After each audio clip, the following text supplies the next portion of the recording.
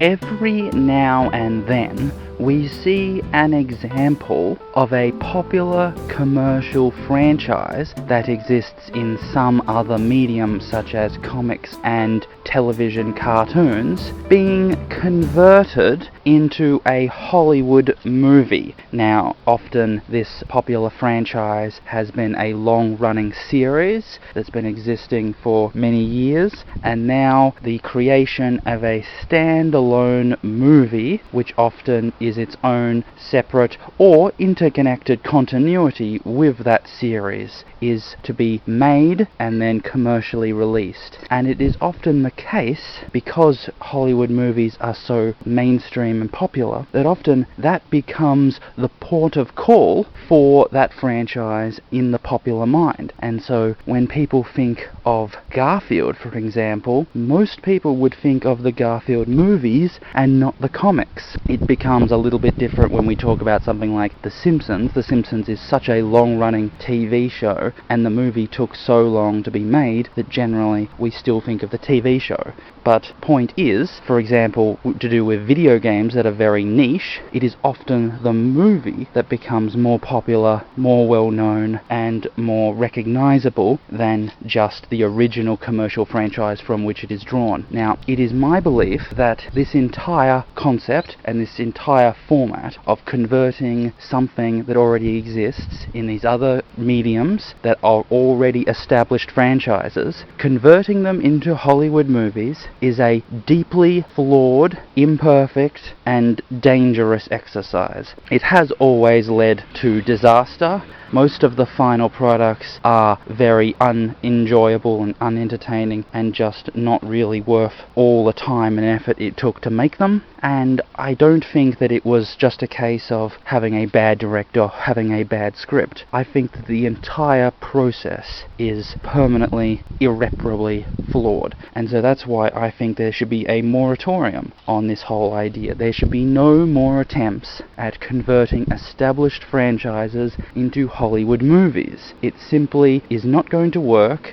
It's going to hurt Hollywood and hurt the franchise equally, and so it's best to just avoid doing that. Now, I just want to be clear that I'm talking about the obvious converting of established franchises into Hollywood movies, but I'm not talking about movie-length products in and of themselves. So I think that if something is made in studio and it sticks very closely to the lore and the canon of that established franchise, and it doesn't try to Hollywoodize itself, there's no Hollywood executive influence, there's no Hollywood writers, there's nothing like that, then it can turn out to be just a really good product. But then it's not really a movie, is it? It's just a very long episode of the show. And so that's what I think would be preferable to anything that Hollywood can produce as a specialized entity. So to be specific, I think that the 4 Futurama movies are really awesome. They are pretty much just continuations of the TV show. All the characters are the same, all the plots are the same, it's very well structured, all the jokes are there, the script is very nice, and it just feels like a very long episode of the show. And that's where I think it really becomes both entertaining and engaging, but also that it holds a certain level of purity and it maintains a certain loyalty to the original source, which obviously is so interconnected to the original TV show that they're basically just brother and sister, rather than it being a much more distant relationship like we have with the other examples. And so that's why I don't think Futurama and those type of movies, which are made in studio, which are very, very much made by the same people that make the TV show, made by the same writers, the same directors, the same voice actors, that is not what I'm looking for. I am looking for other examples, like with The Simpsons and with SpongeBob SquarePants.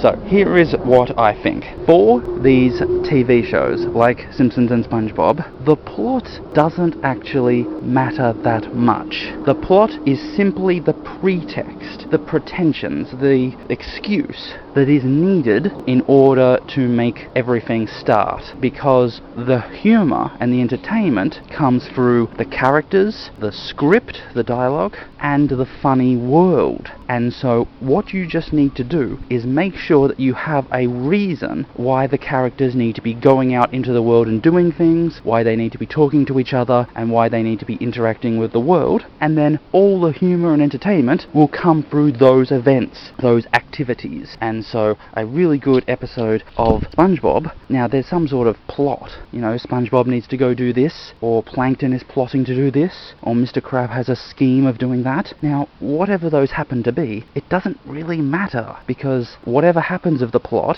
we know that at the end of the episode and the start of the next episode, everything will go back to the way it was, so that doesn't matter. And furthermore, there's no stakes involved, there's no risk, so whether or not SpongeBob succeeds or not has no bearing whatsoever. And so really, the plot just becomes the excuse that's needed to send everyone on their way to do things, and all the entertainment can happen from there. And so I don't need a SpongeBob thrilling and engaging plot, I don't need lots of stakes, I don't need drama, I just need something to make him do something so that all the fun can be had with all the funny characters and all of the crazy world and all the great dialogue. Now, that is exactly the same for The Simpsons. The Simpsons plot doesn't really matter that much. It's a bit different when we go back to seasons 1 and 2, when it was really trying to be much more of a drama, when it actually felt like, you know, a very different TV show, where there was stakes, where there was emotions, where there was real bitter arguments, where there were, you know, real things that made the audience real feel things. Now, in the golden period, from 3 to 9, the plot just doesn't make any difference.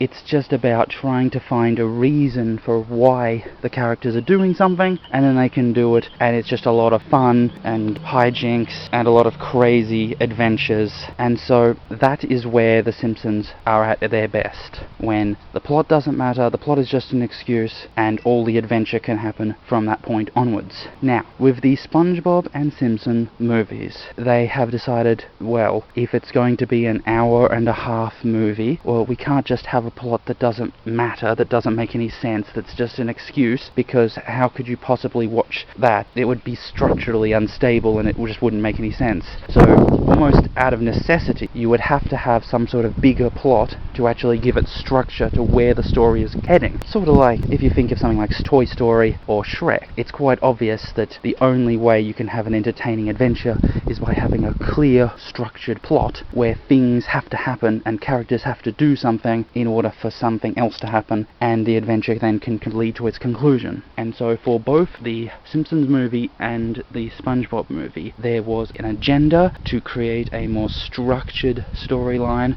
where there were actual stakes, where there was a crisis, where there was a hero's journey that had to happen, and so it feels much more like a standard Hollywood movie, because there's a problem and you have to actually go out and resolve it. It's a typical 3-act storyline with both these movies. And my opinion is that both The Simpsons and SpongeBob, because the plot is much more structured and determinate, it means the movies are not nearly as fun as the show, because you actually have to worry about what The Simpsons or what SpongeBob and Patrick are actually doing. What they decide to do, what they decide to say, actually makes a difference to what will happen, when in the TV show it doesn't. And so this means that it's just more dramatic, more serious, and less fun. Further, because there are strict rules on the plot, because obviously the plot has to go from A, B to C, it means that the sort of craziness or the certain uncertainty and spontaneity that we often see in these TV shows just can't come into play. Because if A has to lead to B and B has to lead to C, it means that the characters are confined to very strict parameters on what they will do, what they will say, and the decisions they will make. And suddenly the real raw energy and excitement and craziness that these characters can embody is just lost,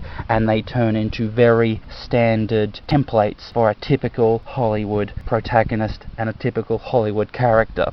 And so the entire uniqueness of these shows, what actually makes them fun and enjoyable, is pretty much lost entirely. There's nothing really in the SpongeBob movie that stands up against the SpongeBob TV show. The SpongeBob movie is very boring, very structured, very strict, very dry, and it's just not nearly as a fun adventure full of silliness and craziness that the TV show is, and it just becomes a real boring mess. And that's why I really cannot stand the SpongeBob movie. I think it's just an awful piece of film, and it's an attempt by Hollywood to essentially force through something into a particular shape.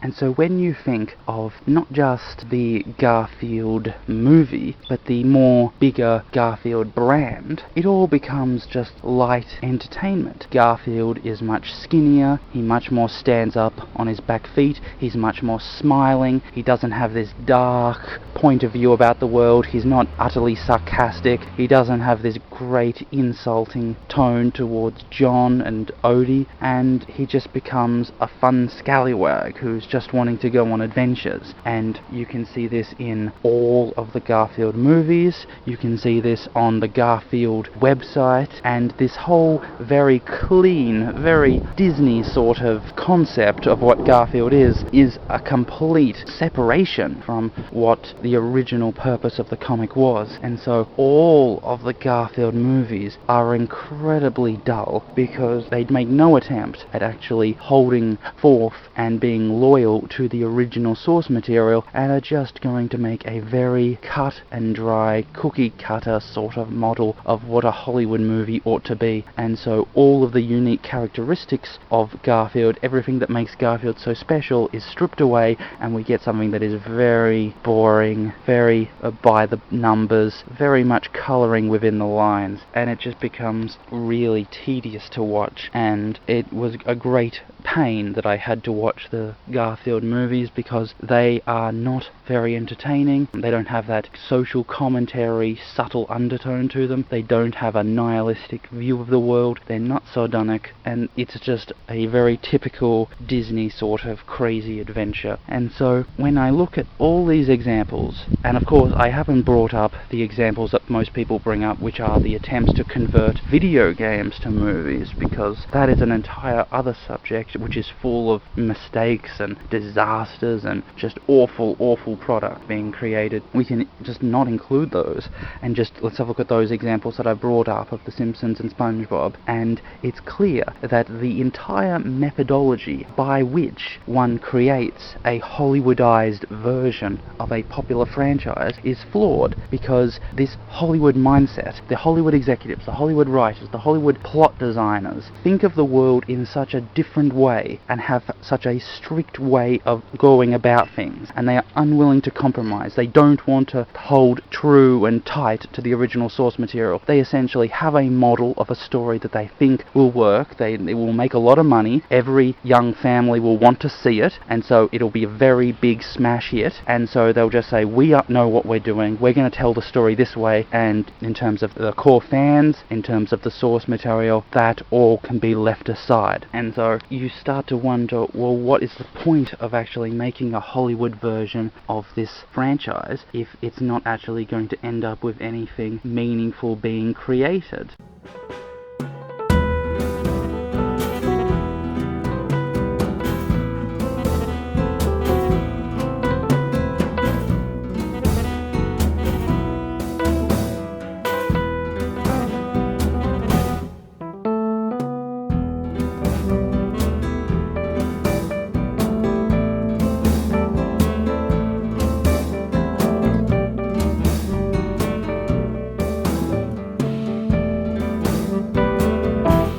so the options really are to do the Futurama format, which is to simply stay inside your studio and make the movie yourself, which of course keeps it very loyal to the original source material and the fans, because it's the same writers, the same producers, the same voice actors, and it just becomes a very good, solid extension of the original franchise, the original canon and lore. Any attempt at actually going to someone else and actually going to a Hollywood studio and asking them to make the movie is fraught with such dangers, because the entire Hollywood mindset is so dangerous to a fun and exciting franchise that is about adventure and craziness and silliness. And because the fact of the matter is that Hollywood knows how to make lots of money, they know how to make very popular movies, they know how to have lowest common denominator humor, they know how to do lots of silly slapstick, and they know how to make sure that all young kids will enjoy it. They know how to make sure that they can create something that won't alienate anyone, won't anger anyone, won't upset anyone, and they'll just create something that's very cold and empty and useless, but it'll become very popular, it'll make lots of money, and so in the end it'll become a smash hit, and it'll become embodied within the very lore of this franchise. And so the solution just has to be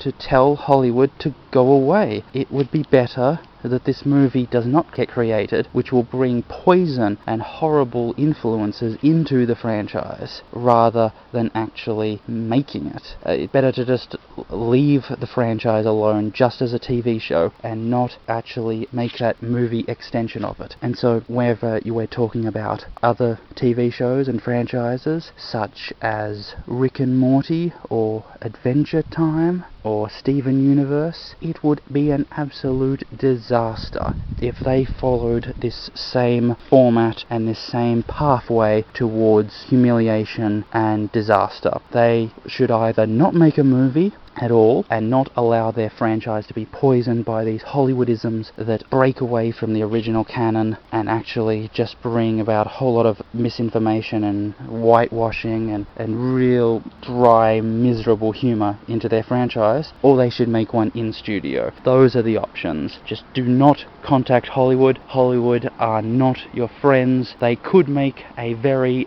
dry, pathetic, very funny, lowest common denominator movie, which will make you a lot of money, but in terms of actually creating a work of art that sticks to your franchise, that actually makes it entertaining, that actually holds forth to the characters and the plot, that actually wants to actually create something a wonderful experience that will be remembered forever. There's no way that Hollywood will do that, so the solution is only stick to what you can do to make sure that it's a success. Do not go out there, do not contact Hollywood, stick to your in-studio work, and that's the only way that your franchise will not be poisoned like SpongeBob and The Simpsons and Garfield have been. Follow the Futurama model.